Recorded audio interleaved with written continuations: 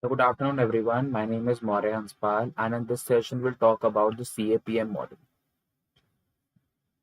Now, CAPM model is also called the Capital Asset Pricing Model, just the full form of CAPM. Capital Asset Pricing Model, CAPM model. And the CAPM model, it helps you to determine the cost of equity, which is denoted by KE.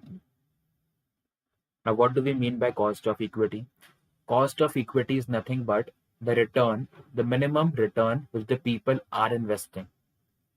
The minimum return for the people which are investing into the shares of the company. That is, they're trying to find out the cost of equity कि कितना उनका पैसा लग रहा है and how much final मतलब की return they want.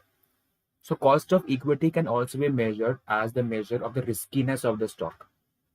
कि जितना ज़्यादा स्टॉक में रिस्क होगा उतना ज़्यादा cost of equity will increase. And cost of equity is different from the return to equity because they अपना जो return to equity होता है which we calculate as ROE, ठीक है, तो क्या होता है? It is your PAT, the profit after tax, divided by the number of equity shares outstanding, right? So that is the final return which the company has gone. And your cost of equity is the expected return or the expected cost of equity which the investors are expecting that they would be generating from their investments. Okay. And higher the cost of equity, it means the investment is more risky. And lower the cost of equity, it means the investment is less risky. So that we need to understand. But then how do we calculate the cost of equity? See, particularly in this, we are talking about the cost of equity. That is only the equity shares of the company. We are not talking about debt or the preference shares or the any other sources of finance. When we talk about debt, we calculate the cost of debt. When we calculate the preference shares, we calculate the cost of preference shares. And when we sum all of these, that is, we are taking into consideration everything, the equity, the debt, and the preference shares. We call it as a weighted average cost of capital or the WACC. We also call it as just the cost of capital or the overall cost of capital. Okay, but how do we find out the KE or the cost of equity according to the CAPM model?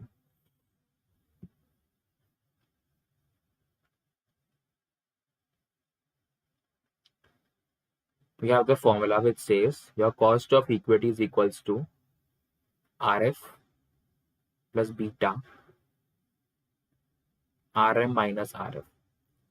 KE is the cost to equity or cost of equity.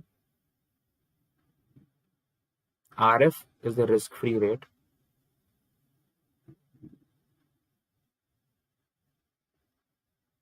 By the government securities. Now, these can be your short-term government securities or long-term government securities because ultimately the cost of equity will have to be estimated as per your investment horizon. If you're investing into equity for till like 1 year, then you might take a 91 days T-bill or 182 days T-bill or 364 days T-bill. If your investment horizon is from 2 to 10 years or like 1 to 10 years, then you might take a T-note. That is the treasury notes. If your investment horizon is above 10 years, then you might take a treasury bond. Okay, so that depends upon the scenario. This is the beta, which is a measure of systematic risk. This is the return on market, जो like previous session में when we were talking about Excel or Nifty or Sensex. And unlike this is the benchmark index. This is again your risk-free rate.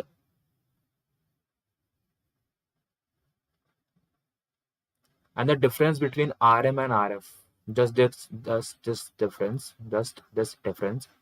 is called the market risk premium.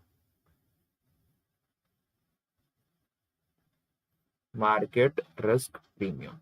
It's called the market risk premium. The difference between the RM and RF is the market risk premium. It means how much premium you are paying to get more return over the risk-free rate. कितना premium तो ज़्यादा pay कर रहे हो to get a return over than the risk-free rate. And the main finance theory, as we call it as, higher the risk, higher is the expected return. And जितना ज़्यादा risk होगा, the higher the risk, the higher would be the cost of equity also, right? And in the CAPA model, we assume beta. We take beta. We assume that the unsystematic risk or the diversifiable risk has been gone away. And why it has gone away? Because a portfolio has been created. And this is the assumption that we took in here. The portfolio has been created. Okay. But in like some of the models now, additionally, they take that unsystematic risk also. Just in case कुछ unsystematic risk बच गया, And also they take your premium for small business minus large business. Premium for small business minus large business. Why? Because over the times, your small businesses have outperformed the large businesses. Okay, and this is the size premium that they take. The size premium, the company size premium has been taken. That by how much small cap companies have outperformed the large cap companies. But ideally, and see, this is the adjusted and the modified version of the CAPM. जो EI ले रहे हैं, that is the unsystematic risk, and your like company risk premium. But ideally, formula इतना ही होता है. So if someone asks you that what do you mean by the CAPM model, so the CAPM model helps you to establish an equilibrium relationship between the cost of equity and the systematic risk, that is beta. Equilibrium relationship between the cost of equity and the systematic risk beta. Okay. Firstly, let me write down the formula once again.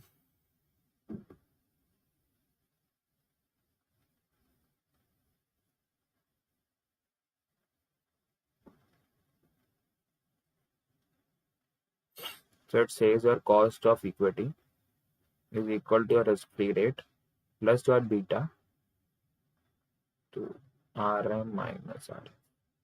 So in the question, they'll give you the risk-free rate maybe is like 6% going on. The beta is 1.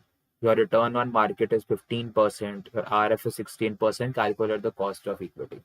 So 15 minus 6 is 9. 9 plus 6 is 15. And 15% is the cost of equity. Okay, in some cases, they do not give you the beta as well. So then you have to calculate by either the covariance by variance or by using the slope function. Now, if we talk about beta, beta can be of 3 types. One is the beta is equal to 1. So this is the beta of the market or the market index. One, you have the beta that is greater than 1. This is for the aggressive stocks. Aggressive stocks. And by aggressive stocks, I mean if the beta is 1.5, it means if the market rises by 10%, that is if Nifty or Sensex, it rises by 10%, the stock would rise by 15%. And if the market falls by 10%, the stock or that particular company will fall more than 15%. मतलब जितने से market बढ़ रही है उससे ज्यादा से stock बढ़ रहा है, in that case it's fine कि मार्केट को बीट कर रहे हो. बट अगर मार्केट गिरी उससे ज्यादा तेजी से वो स्टॉक गिरेगा, so that's a bad indicator. The third one, you have a beta of like less than 1. These are called defensive stocks.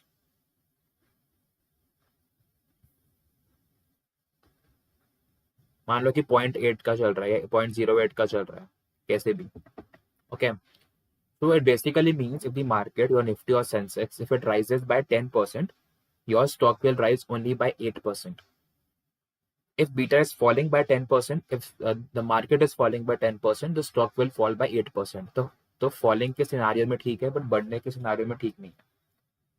When you talk about the aggressive stock, these kind of like those industries, asset intensive, heavy industries, you have your construction, cement, your real estate, and your defensive industries can be in terms of your pharmaceutical industry, your FMCG industries, your energy sectors. So all these industries can be there, like when we particularly talk about the defensive stocks. Okay, like here you have the beta of less than 1. The other defensive stocks, and then you have the beta of greater than 1, the aggressive stocks. And the beta of the market is always is equal to 1. Okay. So the subsequent session will try to talk about like